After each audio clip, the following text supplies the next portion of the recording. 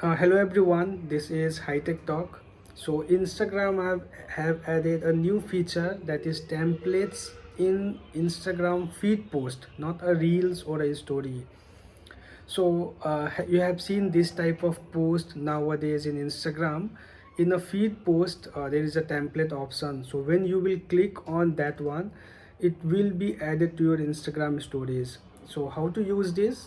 So first of all, you need to open your Instagram app and select a post which you want to post it as a feed post. So here I am selecting.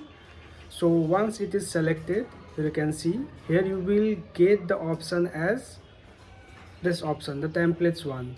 So if you will enable this, the people can add this feed post to their Instagram stories as a templates. So here you can see how this feature look. So let me know if you have received this feature or not. I hope you will find this video useful. Thank you.